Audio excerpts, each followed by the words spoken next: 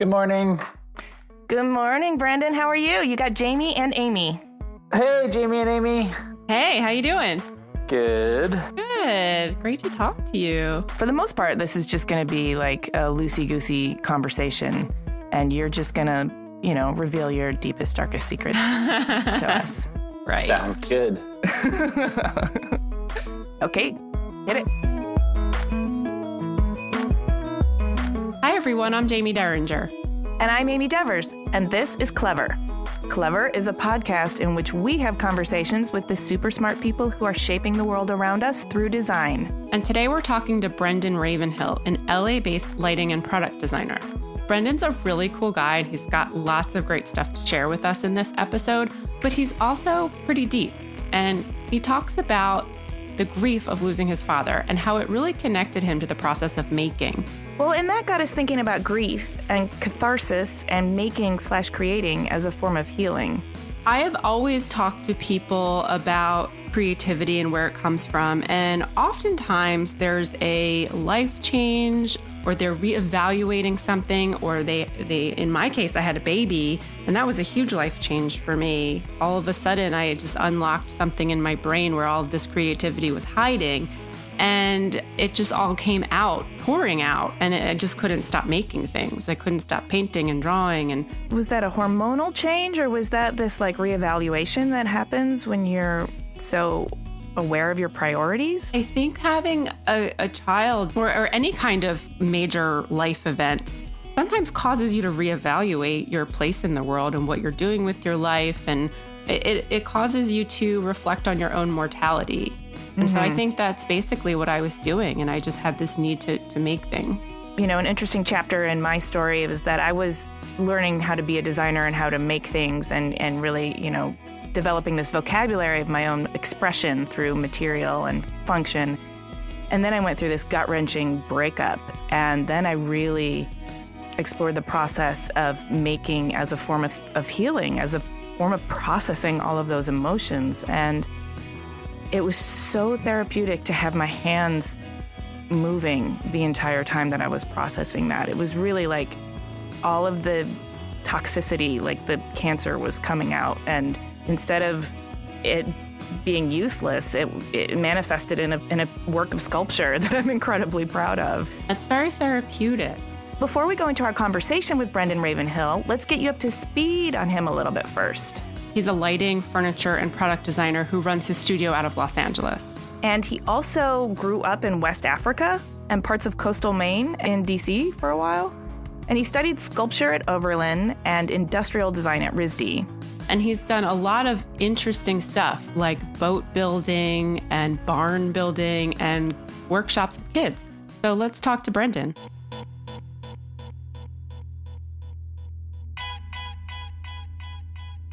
I think I do what I do because I love the act of creating something that never existed before.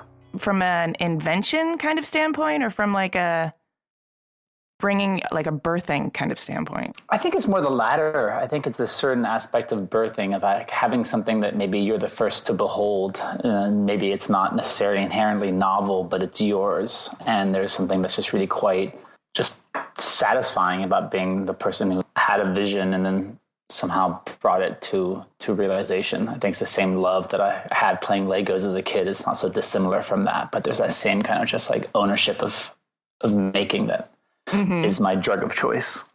Okay, so let's go right back to the beginning then. I know you spent a big portion of your childhood in West Africa. So that's different from my childhood, and I think different from Jamie's. So we want to know all about that.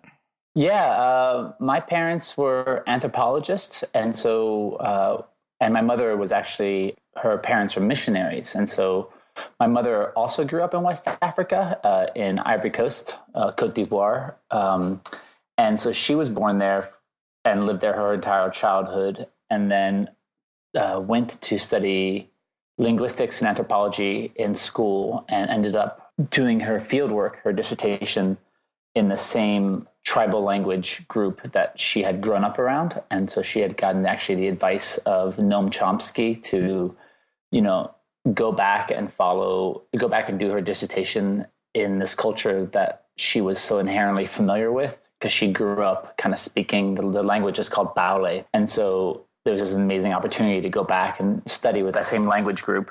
And so she went there to do her dissertation and then ended up staying for years afterwards. And so we were all born and raised in Abidjan, which is the commercial capital of Ivory Coast. So from 0 to 8, I lived there and spoke fluent French and, had a very different different existence. Wow. That sounds fascinating. Do you still speak French? I do. I speak really good West African French is what I've realized. I've gone to France a couple of times and I don't speak it that well, but we just went back to Ivory Coast last Christmas and I could understand everyone very easily and my French came off very legibly to everybody else. So I speak a very specific type of French. Can you say, my goodness, Amy, you're so beautiful today in French? Let's see. Direct translation. Amy, tu es très belle aujourd'hui. Oh, that sounds so nice. Is that how you got your wife? No, not quite. Not quite. She doesn't speak French. I don't think it'd be quite as impressive for her. But no, we met actually building a barn in Maine. That's how I got my wife. Okay, we've got stories to cover. Yeah, we'll get into that soon. You mentioned earlier about playing with Legos. So what was your first introduction to the idea of design or making things? I grew up around a dad who spent all his weekends making things. And so I just kind of took it for granted that everyone had that same similar experience. My dad just grew up, always making bookshelves or toys for us or building out, his office space. And so I just kind of grew up always being, the weight on the end of a board as he cut it, or the person getting him nails that fell on the ground. The little boy just at his father's workbench. And so I had this amazing tactile, almost apprentice-like upbringing, which I didn't realize till I went to college was something that was very unique, and that I had this innate understanding of how things got put together as a result of growing up around him. And so I think he surrounded us with toys like Legos and Tinker Toys that, had that same kind of construction, assembly methodology. And so growing up, we were just, always pawing through those deep bins of Legos looking for that one piece. I remember many long hour on the weekends entertaining ourselves that way. And so I think I got exposed to the world of making that way as it specifically relates to design. I became more familiar with it as a field more later on in my education. Like after I kind of graduated from college, I became more exposed to the field of industrial design. I mean, by then I knew who the Eames were and who George Nelson was. You learned that just in art school and in just general culture. But it wasn't until after I graduated with a sculpture degree from Overland College that I started hearing that, industrial design was this other discipline and field where you could make, a profession or a career for yourself.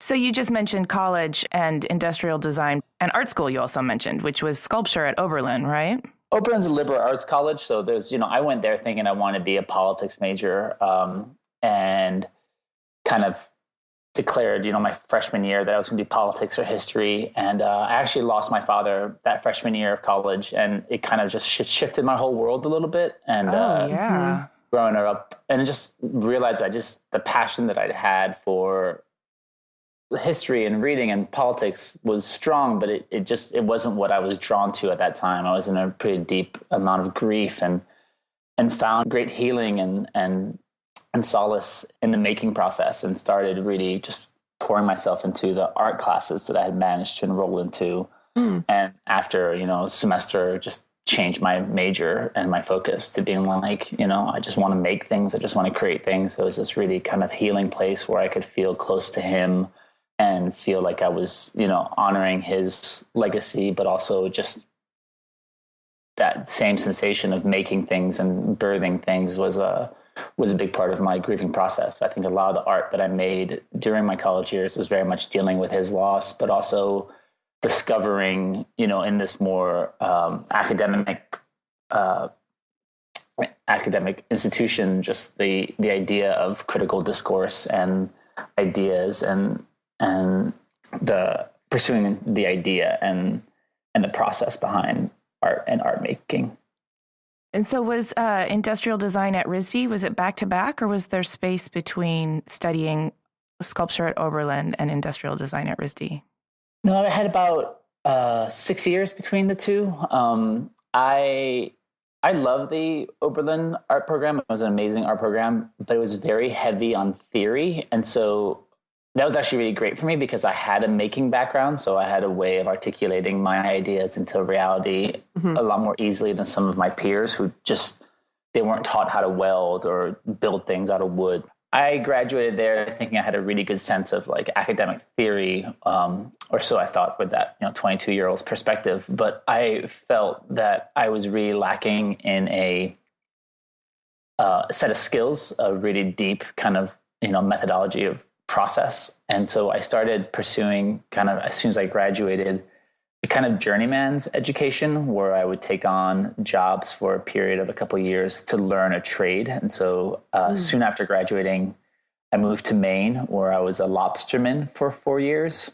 And, Man.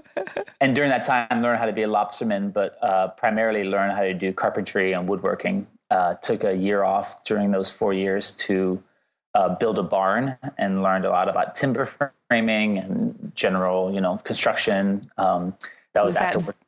Was that the barn? That is the barn, yeah. So I moved to Maine, was lobstering for a year, then took a year to do just general carpentry as I learned how to, build things.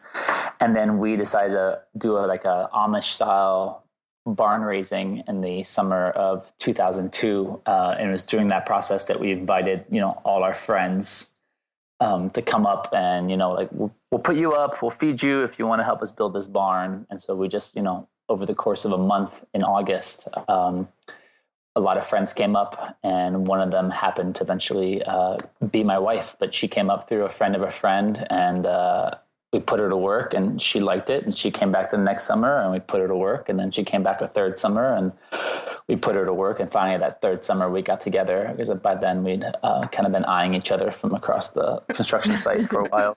But it took a couple of years to win her over, but it was all through the process of working for sure. That is one of the most romantic stories I've ever heard. But I also need to know, why were you raising these barns? Was this a charitable endeavor? Was this because you were planning to run a farm? No, and a barn is mostly only because it's a timber frame structure that, most barns are built like. But no, it was a barn that was always supposed to be like a wood shop. Parents had bought this property in Maine in 83 and had built a house in 85. And it's 6 acres on this little island off the coast of Maine. And it's the one thing that's been a very constant in my life. So when we lived in Ivory Coast, we went there every summer for 2 to 3 months, and then we moved to DC, and we still went back every summer for a month or two. And so when I graduated from college, I just finally wanted to go there and not leave. I had always been a summer kid on this island that has a small year-round community, and I just finally wanted to stay year-round. So that's how I got into lobster fishing, because that's kind of the local year-round industry there. And so the idea had always been that one day we'll build on our property like a little workshop, a place my dad idealized for him to kind of retire to and make things and tinker around.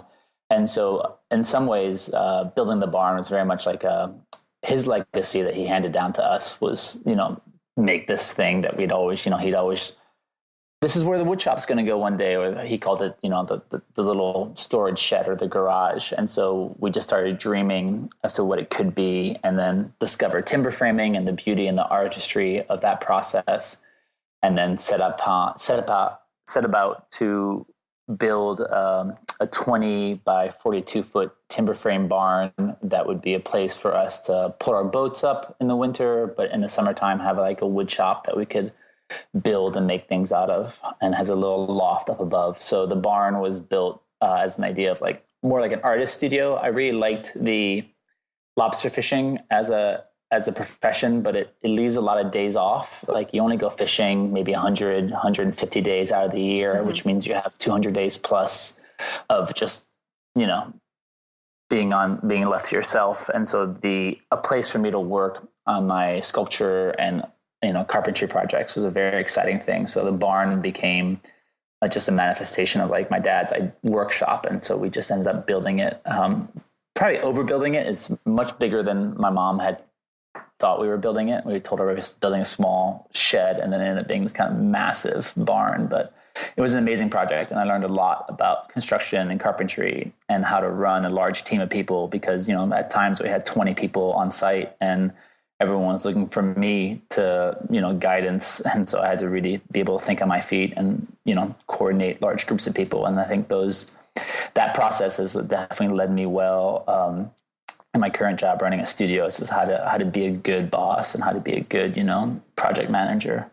So it sounds like you've always been kind of a self-starter, just taking control of your life and saying, I'm going to go learn how to do this, or I'm going to, try this. So it sounds like you've always been pretty entrepreneurial. But I guess my question would be, what happens between building barns and lobster fishing to making lights? Like, what's the bridge between these things? How did that start?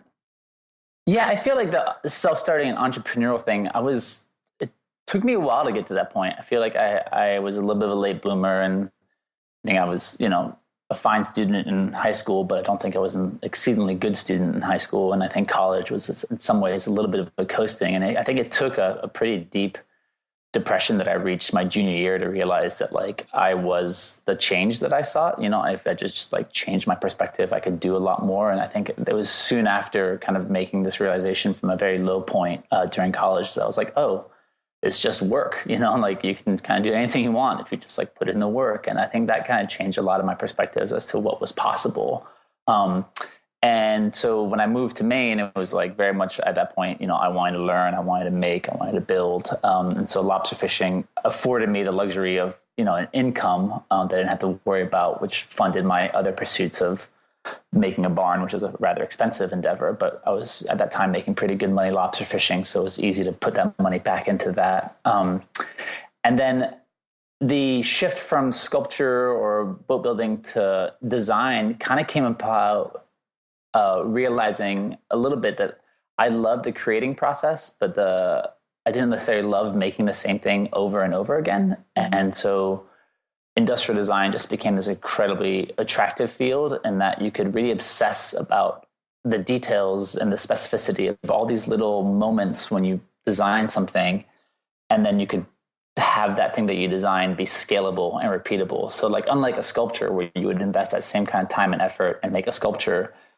you had to kind of do it all over again for the next sculpture. And I just really love the idea of maybe spending too much time on something, but because it's scalable, have that scalability mean that your investment time could be, amortized over many, many units. So industrial design was just more of a pivot for me. It was for me, I see it as sculpture, but, a mass addition, and so the idea of the Eameses of doing, the most, the greatest thing for the least amount of money for the most amount of people was this really attractive idea of shifting from sculpture to industrial design of you can make a sculpture that everyone can buy, because you're making thousands of them or hundreds of them. And so I got really attracted to doing industrial design with this thing of shifting over from just me in my workshop doing one-off pieces to designing something that many people could enjoy and that would be able to be translated to different cultures or different societies. So that interest in industrial design led you to study at RISD after 6 years of lobster fishing and barn building. Is that? Yeah. In between that, after meeting my wife, I eventually left Maine, and then I moved down to New York, where she was living in Brooklyn. And while I was there, got a job at a boat building program in the South Bronx that worked with high school kids in the South Bronx to build traditional wooden boats. And I had always grown up in Maine around wooden boats. I read Wooden Boat magazine when I was a kid because my dad subscribed to it. So I had this innate knowledge of wooden boats just from leafing through these glossy magazines. And so when this opportunity to work in the South Bronx at a boat building program came up, I applied. And Adam Green, who was the guy who started the program called Rockin the Boat, told me he was looking for, a seasoned boat builder. And I pointed out that he was in the South Bronx and that there's not many seasoned boat builders there, but that I could totally do it. And I volunteered to, work for free for a week and just see if it fit and see if he thought I was up for the tasks.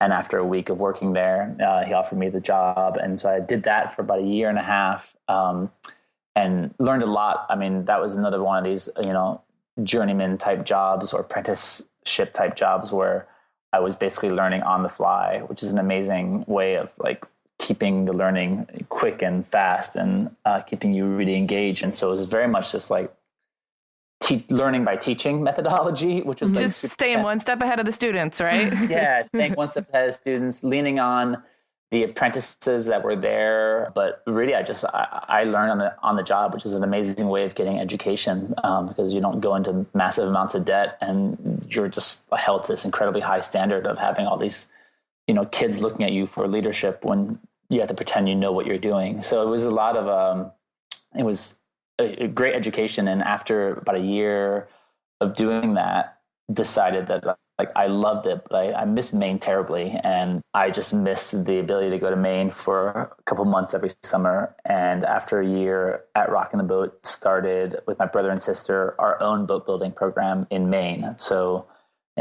kind of nice full circle, we ended up founding something called Islesford Boatworks, which is a nonprofit boat building program that builds boats with kids every summer off the same island off the coast of Maine. And it's actually held in the barn that we had built a couple of years back. And we're going on 11 years strong. This is the 11th summer of building boats with kids. Congratulations. And that's awesome. Yeah, it's like kind of a secondary, passion. But it's an amazing teaching moment, building a boat with kids. It's something really wonderful. And I think in a lot of ways, I want to give kids that same knowledge that I grew up with. This ability to see how things are made and to get that innate knowledge that allows you to think that I can make a boat, so therefore I can make anything. And in some ways, I think that's the biggest strength of our program, is that not that many kids will graduate with an idea that they're going to become full-time boat builders, but hopefully every kid graduates with an idea that like a hammer and nail and some pieces of wood is like, something that they're comfortable with and they can make things out of, and that kind of familiarity with tools. I mean, in an age when there's like no more shop or home ec, like those skills are kind of getting lost. We need more of those programs to really be able to expose kids to just the things that I grew up so lucky to be exposed to. Yeah, I mean, you're giving them a skill set they're not going to be able to get in school, especially at a young age. I mean, that kind of skill set is invaluable. Yeah. And I mean, we start kids as young as 7 in this program. And, we teach them, every kid has every kid's slightly different, but we've learned that 7-year-old girls especially are like really good with block planes of all things. They don't have quite the muscles to power through it. So they have to really use finesse to get it to work. And that is like a magic little age where like 8-year-old boys will just kind of they'll just obliterate, what they're working on, and the block plane will fall apart and it won't work. But usually like the younger the girl, the more finesse she has with that instrument. And it's kind of wonderful to see just like how certain ages and certain kids just really take to this thing so naturally. And it's just super fun. So all of these cumulative experiences probably influence what kind of a boss you are in terms of running your studio. Because sometimes it is like managing a bunch of kids, I can imagine. Yeah, there's definitely aspects of that. I've been blessed to have some amazing bosses and some not so amazing bosses. In some ways, I think I've learned more from my not so amazing bosses than my great ones. But yeah, I think endless patience is something that is a big part of working with kids, but also just like being a good boss is just like always being able to take the time to prioritize someone else's, time over your own, and being able to really set people up for success. I think that's the biggest lesson I've learned, is like how to really set people up so that they have all the information they need, all the tools they need to really be able to make something that's, a contribution, as opposed to spinning their wheels or knowing that every effort that they put in is just wasted. Yeah, or just doing one task and then coming back to you to say, what do you want me to do next? Mm-hmm. Giving them that bigger picture and really being able to see the whole thing out. And then when inevitably they do come to you and they've done it, they've done it to the fullest extent, and that, you're just reviewing it at that point. It's not like they're trying to think through your brain. You really try to like disseminate all that information so that they can, take it and run with it as far as they can. Yeah. I mean, part of being a good boss, I think, is instilling confidence in the people that work for you, so that they feel like they can make decisions and are proud of what they're doing. Yeah, absolutely. And just really valuing their opinion. I mean, I think that's the biggest thing is like, I'm always asking, like, what do you think? And like, I have an answer, but I'm more interested in other people's perspective before I give my own. I mean, it's like, that's the beauty of having other people working with you, is that you get these new perspectives and these new ideas. And I don't want to be the person who makes every decision. I'd much rather be the person who like listens to other people's decisions and then like helps mold them or shift them than, wanting everything to come through me. I mean, the thing I realized about running a studio is that like my inherent desire at the studio is to be a designer and to have other people tell me what to do and like design this, design that, like I don't really want to be like the boss who's telling everyone what to do. I just want a bunch of people who can work autonomously and collectively together. We make something great. But as I've built the studio, I've tried to keep the job of like designer as my primary role and get rid of the other tasks that, I could easily do, but I don't have a natural affinity for. Well, talking specifically about being a designer, you've had troubles with light bulbs in your designs. And so you just went ahead and made your own light bulb. Could you tell us a little bit about that Edison moment? Were you just sitting there and like literally light bulb idea went off above your head and you were like, let's make our own? We kind of got into making our own light bulbs just like because so many of our fixtures use exposed bulbs. Sourcing really good LED bulbs just became this like recurring need. We just had customers who were like, oh, I love this fixture, but like I need to have LED bulbs either for code purposes or environmental purposes. And so because we care about the details, just spent lots of time researching and trying to find something that would work in our fixtures, and eventually got to the point of frustration as to what was out there with the market, and decided that we needed to go ahead and design our own bulb for manufacture. And so we just did a bunch of research, started learning a lot more about the technology behind some of these new LED bulbs that were kind of coming on the market, and eventually commissioned our own bulb that met our specific criteria of color, temperature, and size, and dimming capabilities, and made a very scary bet and placed a very large order for thousands of light bulbs. Yeah, it was one of those things where like you have to kind of commit. And we were fortunate enough to be in a position where we had a couple customers who were willing to buy a portion of that order. But it was definitely one of those things where you're like, I'm really scared of investing lots of money in technology that's brand new that is housed in a fragile glass shell. Right. But yeah, we did it and it's been great. You live and work in Los Angeles, not just as a designer. You run the studio, you're a boss, and I think you do a lot of your manufacturing here, correct? Correct. What's your love-hate relationship with LA? It's all love. I have very little hate about LA.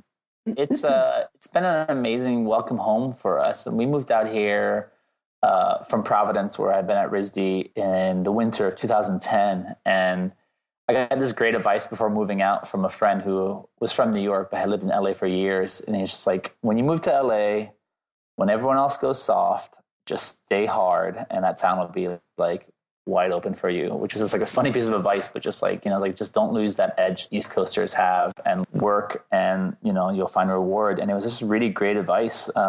We've really put it to the test, but every year we've seen pretty great growth. And from the get-go, I treated my work practice as a job. I showed up on time. I worked a full day, worked 5 days a week.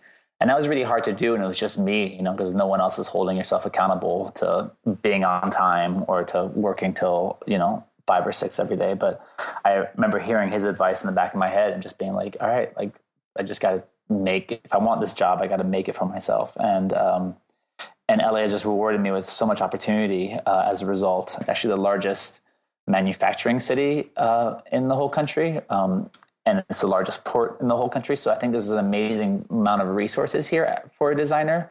And I just think about how lucky we are as designers to be able to work with these factories that, every day they compete with China. They have this amazing economy, amazing productivity.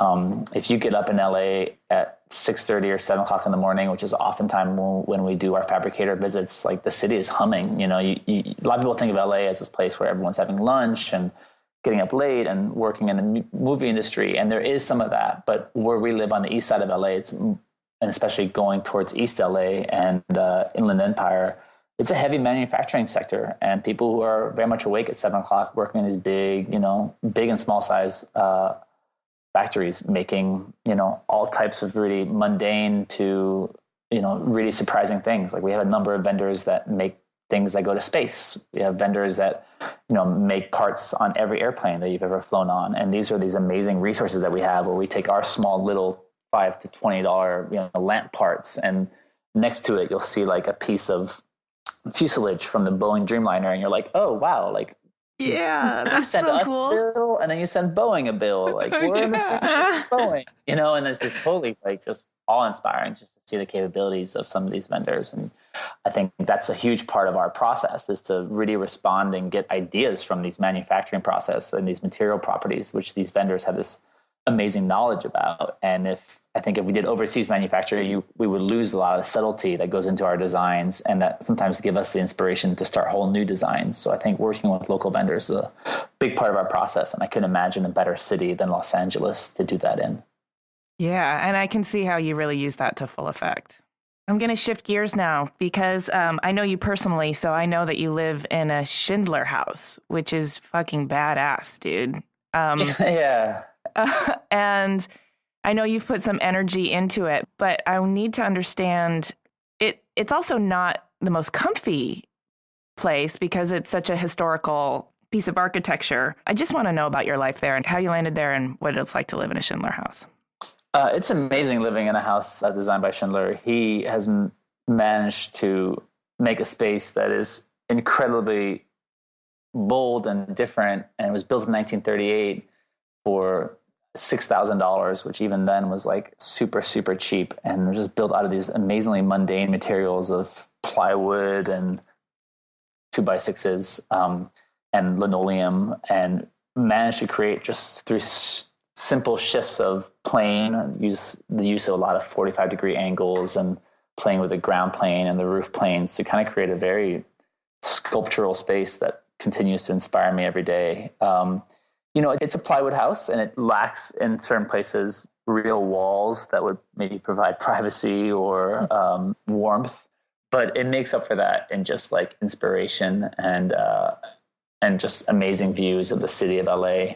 And for years was actually home to my studio. So my sister-in-law and brother-in-law were living here, and they had managed to end up in a caretaking relationship with the landlord at the time. And then when she heard that they were moving out and that we were looking to buy, kind of made us this amazing offer to kind of, rent to own. And so we moved into this house kind of like on a whim, and it was needed a lot of work, but we just fell in love with the architecture and the location in LA. And over the last 4 years, I've made it both a home for ourselves and our studio, and then eventually moved the studio out 2 years ago, and then have been slowly in the process of restoring it. But it's every day to wake up here is definitely a gift, and I feel so lucky to kind of get to know Schindler's work in this very intimate way. As also a fellow LA resident, the architecture is so interesting here, and it pleases me that houses that can be sort of historical but also dilapidated can fall into the hands of a steward like yourself, like someone who's not afraid of the work and who will take care of this place and maintain it and appreciate it. Because it could have been sold to somebody who thought,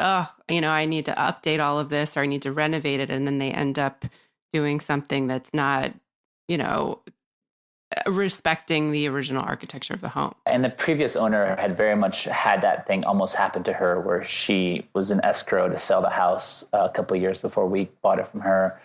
And the guy swore up and down that he was going to restore it. And then when it fell out of escrow, she found out that it fell out because he basically didn't get a building permit to tear it down and build 8 condos here. Yeah, he was. So she felt like she barely dodged a bullet with it. And so so you rescued it. Yeah, it was saved it. Yeah. It was very important for her to know that, we were going to be these stewards and that we had this respect and admiration for Schindler. Still, sometimes I feel very lucky to have ended up here. And, it needs still some more work, but we've managed to put some great amount of effort into it and gotten to a place where it's quite livable and luxurious at the same time. All right, you've talked a lot about your love of kids and teaching kids. You've also talked about your dad and the grief over losing him, but all the wisdom he imparted through making and building and tinkering. And I have seen you personally just light up like a light bulb around children. You're really, really good with them. In the event that you become a father yourself. What do you think is the most important aspect of fatherhood, or the hardest part? I mean, I think the most important aspect is just it's play. I think play is the thing that kind of, I mean, I try to do that every part of my day, but I just remember my dad being so gracious with his time to engage with us, you know, and if we were going to go out and play, you know, cops and robbers, he'd be like, okay, I'll make you a gun. And he'd make these most beautiful, you know, guns out of dowels and 2x4s that, you know, as a kid, you're just like, oh, this is the coolest thing ever. Like everyone else had like a wood, like, you know, a plastic Uzi, and you had this thing that was just like sculpture. And you just, I realized after the fact that it wasn't just that he wanted to make a gun. He also wanted to make sure that if we were playing guns, our guns didn't look like guns, so that, you know, like this is a very protective thing, but also a creative thing at the same time. But I think that's the thing that I most look forward to. And I mean, with my nephews and, you know, and the kids in the summer program, I really love, it's just the joy of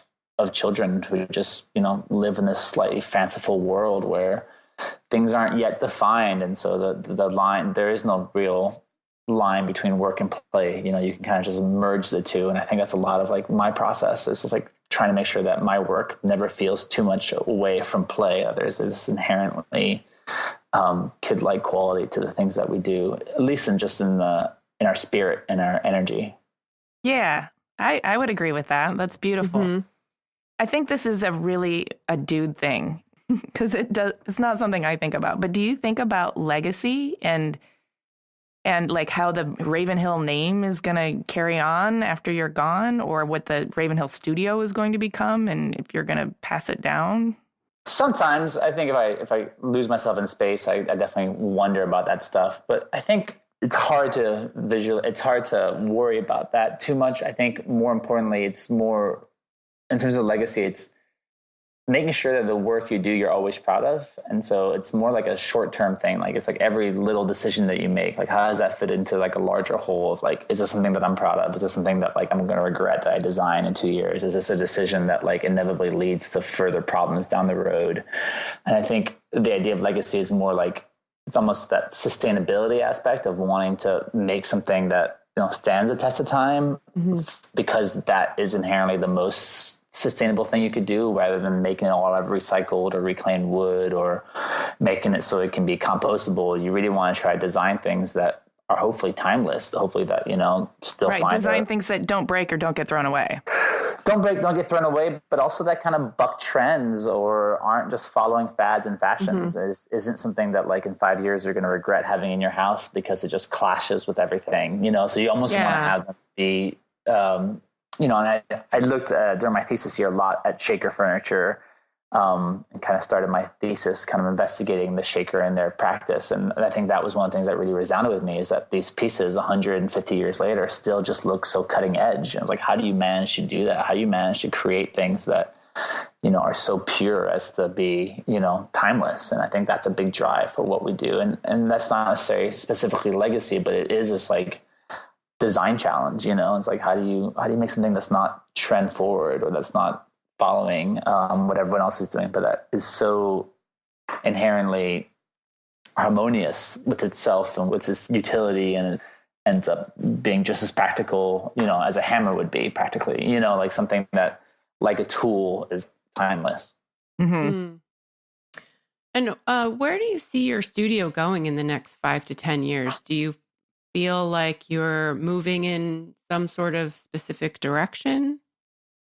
We do a lot of visioning as to what the studio will hopefully become. We're moving into this larger space, and part of us moving was starting to define like how big we wanted to become. And so I think we've kind of decided that we kind of don't ever really want to be bigger than 20, 25 people. We're at like 10, 11 people now. So it's still like a lot of room for growth, but not, you know, knowing that we want to have a cap above that size. I think it just becomes a little bit less family oriented and a little bit more corporate, and we want to be very sensitive to that. But we kind of see ourselves right now as primarily focusing on lighting and furniture as the things that like keep the lights on. So we work on those every day, 4 days a week. We crank out product, and then we've started this program where every Friday we do a little bit of a shift, and Friday's more of like creative problem-solving day. So it's the day that propose new projects that you think the studio should take on. And I think as a studio grows, we want to shift away from being just a lighting designer and manufacturer to being more of like a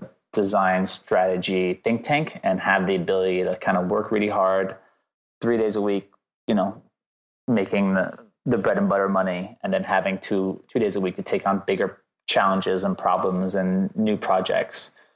And so kind of taking some of the things that we've learned and some of the capabilities that we have, and kind of shifting over to more of like a design consultancy, but also just self-funding our own projects, deciding that we want to go work with, a group of potters in West Africa, and like what would that be to prototype things in house, to take it overseas, to manufacture, to sell it. So all these kind of just like sharing that design creativity time with the studio as a whole, so that not everyone's feeling that they're just working a job, but that this is a job with a very creative element built into it.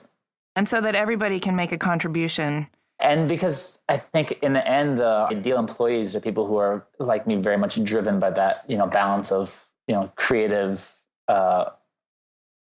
drive, but also inherent work ethic. There's that amazing sense of accomplishment when you've done all your work and then you can be creative. Like you kind of ate all your vegetables and now you get to have dessert. And so I think that's kind of like what we're trying to treat our weeks like. Everyone just like gets all their vegetables and proteins Monday through Thursday. And then Friday is the thing that you just like dream about. Like, okay, donuts all day long. Yeah. Fridays at our studio now are kind of wonderful. You can just see the energy is slightly different. People aren't on computers as much, and they are more making, tinkering, building, trying things out, and it's fun.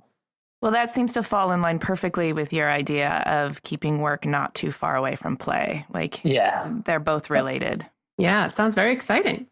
So we want to know what you have coming up. Like, is there a venture you want to plug or let our listeners know about? We are going to be releasing 2 or 3 new products, versions of our LED sconce that we've been working on for a year or so, and then bigger versions of our grain family, which is this kind of really fun process we invented where we spin metal shades over wooden molds, and so are able to capture the wood grain from the molds into the finished product of the spun shades. And then in June, we're moving studios, which we're super, super excited about. So at the end of June, we'll be having a sample sale and open studio party during LA Design Week on June 25th. So those are 2 big things in our spring schedule. Sounds great. And where can people find you on the internet or in the retail stores? Internet, we are at brendanravenhill.com. And then we don't have a lot of store locations, but we did just open up a showroom in Tribeca with a furniture brand out there called Uhuru. Mm-hmm. So they are now exhibiting and carrying our lights in their store. So people in the New York area can see them in person, which is a huge development for us. We often had the request of, where can we see these in person in New York? And we've previously had to send them to restaurants, which is like a little awkward when you're like trying to look at a chandelier and like a little bit. So now it's like much easier to send them to a Uhuru where they can see a wider selection of our stuff and have, help to look at it closely and stuff. So that's great. And your social media, if people want to keep tabs on you? So on Instagram is Brendan Ravenhill Studio is the studio feed. And then I'm under just Brendan Ravenhill. This has been amazing. Thank you for sharing your history and your stories and your deep love of play and children and boat building with us. Thanks, Brendan. Thank you so much.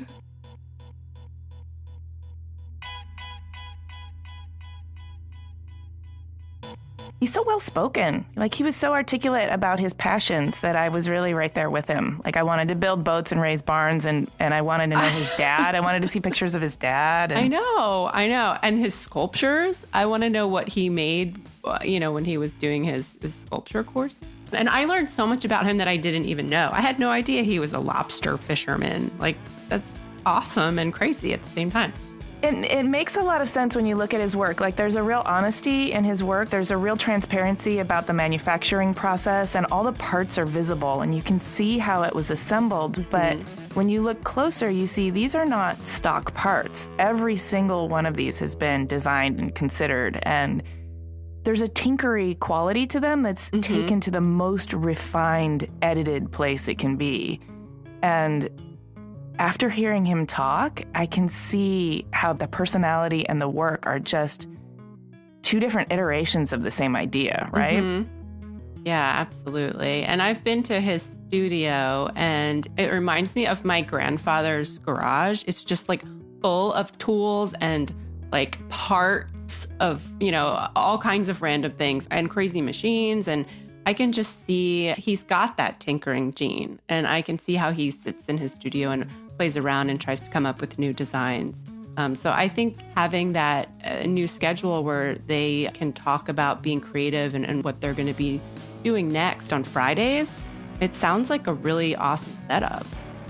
And I think so many designers lose sight of the fact that you really need that creative time, that time with the team too, where they feel really comfortable exploring and pitching new ideas. Because how else do you bring in disparate ideas and stumble upon happy accidents and exciting directions to go in unless you foster that? And as a boss, I can see how scary it is, because it might feel like not the best use of your money, but if you're really connected to the process and you understand that input, then you know that that's a really valuable, cost-effective way to keep turnover down and also to keep your studio growing. Right, and it sounds like he's working with people who are also very creative and have a lot of ideas. He's not just hiring worker bees to assemble lamps. He values their ideas, and I think that's like the best kind of boss, who respects your input and your opinion. Well, that was awesome. I loved getting to know him so well. Yeah, that was great. I'm excited for his new studio too. Hopefully I can visit that space. Yes, come to the party. Well, we hope you loved listening to Brendan Ravenhill as much as we did. And, if you like this podcast, man, please subscribe on iTunes. Give us a rating if you like it. If you don't like it, you don't have to bother. We've got a newsletter and show notes up at cleverpodcast.com, where you'll see pictures of Brendan and more of his work. Yeah, and you can find us on Twitter, Instagram, and Facebook at Clever Podcast. And we just want to give a shout out to Chris Modl of Yore Studios for editing this episode, and a special thanks to L1011 for our music and Jenny Rask for our branding. Thank you so much for listening.